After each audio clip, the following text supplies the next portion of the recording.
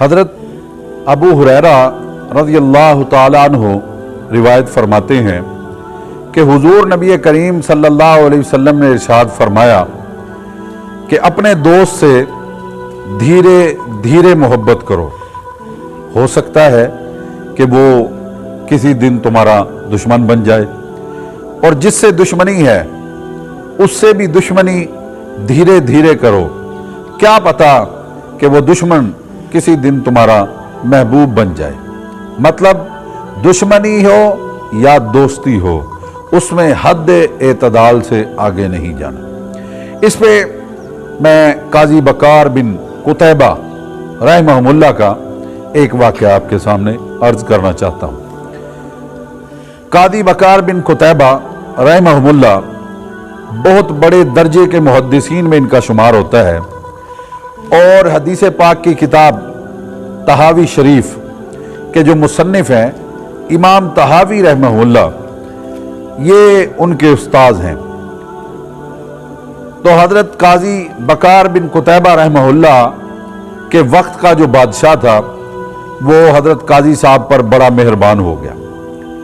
इतना मेहरबान हुआ कि हर मामले में उनसे मशवरा तलब करता, हर दावत के अंदर उन्हें बुलाया जाता। हत्ता कि उसने इस कदर मोहब्बत दिखाई कि काजी साहब को पूरे मुल्क का काजी और जज मुकर्रर कर दिया। अब सारे मुल्क के फैसले उनके पास आ रहे हैं। कुछ अरसा गुजरा तो इसी इसना में बादशाह से एक गलत काम सादिर हो गया। तो हज़रत काजी बकार बिन कुतैबा रहमहुल्लाह ने बादशाह के खिलाफ फतवा दिया कि बादशाह का ये काम जो है वो नाजायज़ है और गलत है। बादशाह की तबीयत पर यह फतवा बड़ा घना गुजरा। उसने कहा कि हमने इन्हें ओहदा दिया है, हम इन्हें खिलाते हैं, पिलाते हैं, हदिये देते हैं, तोहफे देते हैं, और ये हमारे खिलाफ ऐसे फतवे देते हैं। तो फौरन ही काजी बकार बिन कुतैबा रहमहुल्लाह को उनके ओहदे से माजूल कर दिया गया।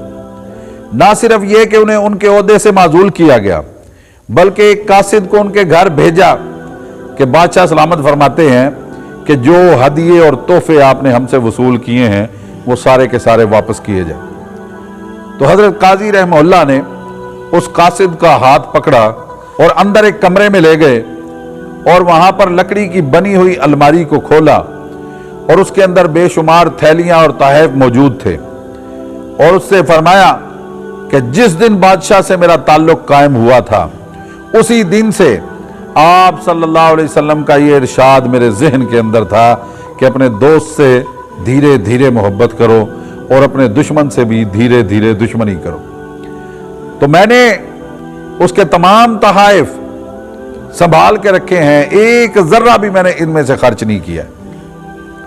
इसी हदीस को नकल करने के बाद हकीमुल उम्मत हजरत मौलाना अशरफ अली थानवी रहमतुल्लाह फरमाते हैं कि इस हदीस के अंदर मामलात में और ताल्लुकात में गुलुव करने की ममानियत है, और गुलुव का माना होता है हद से आगे बढ़ जाना किसी भी मामले में, खा वो ताल्लुकात हों खा वो मामला।